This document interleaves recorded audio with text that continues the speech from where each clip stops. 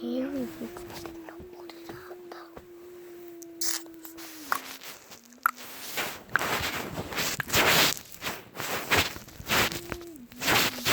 Okay.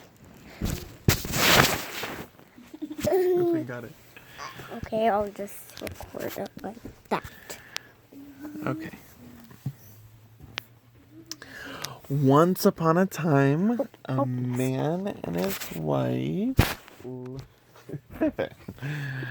lived in a little cottage in the shadows of a tall tower. They were very poor, but very happy. On the other side of the wall was a vegetable garden. It was full of tasty-looking carrots, cabbages, and tomatoes. But there was never anyone in the garden. "Why should all of those vegetables go to waste when we're hungry?" the man asked his wife. He climbed over the wall and quickly filled up his basket. As he pulled a carrot out of the ground, he heard a very angry voice. "Who said you could do that? Who said you could take my vegetables?" It was the old witch who owned the tower. She threatened to cast an evil spell on the man and his wife.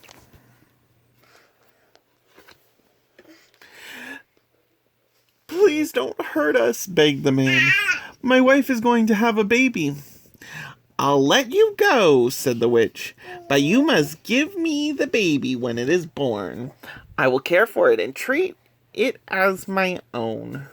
The man was so scared that he agreed. So the man's wife had a baby girl. The very next day, the witch took the baby away. The witch named the baby Rapunzel. The baby grew into a beautiful girl. When Rapunzel was 12 years old, the witch locked her in a room at the top of the tower, afraid that someone might take her away. As the years passed, Rapunzel grew taller and her hair grew longer. Poor Rapunzel was lonely and wished she had a friend. She would gaze out of the window, looking at beautiful forests outside, brushing her golden hair and singing sweet songs to herself. "How I wish the witch would set me free. There's a big world I long to see."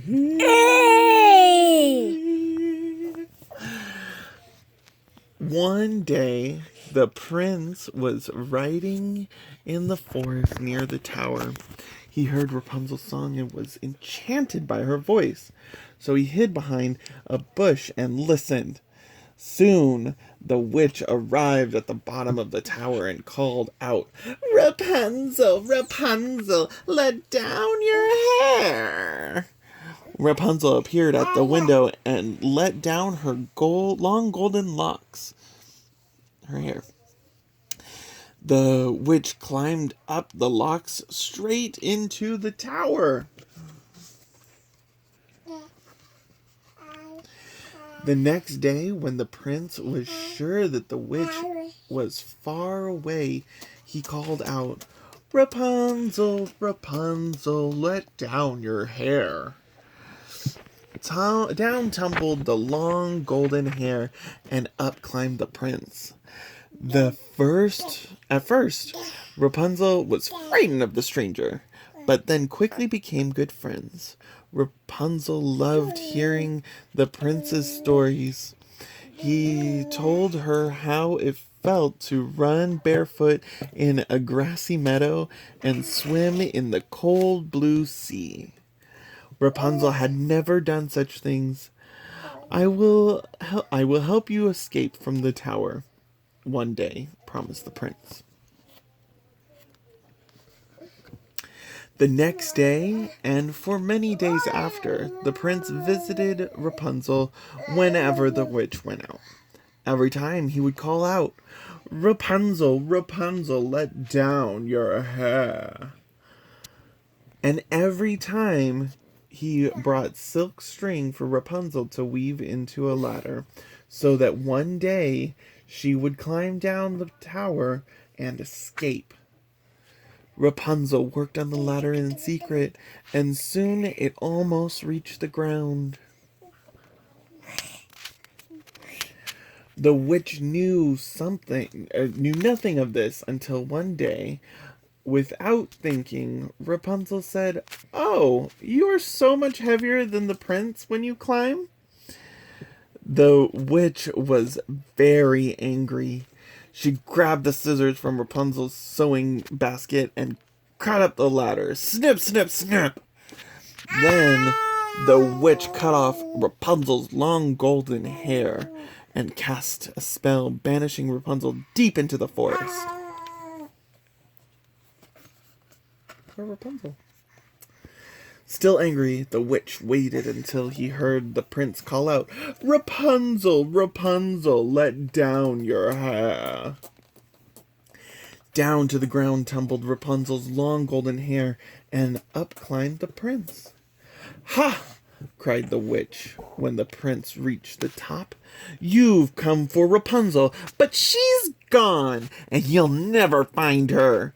Shocked, the prince fell from the tower into a thorn bush on the ground. The bush broke his fall, but the thorn scratched his eyes, making him blind.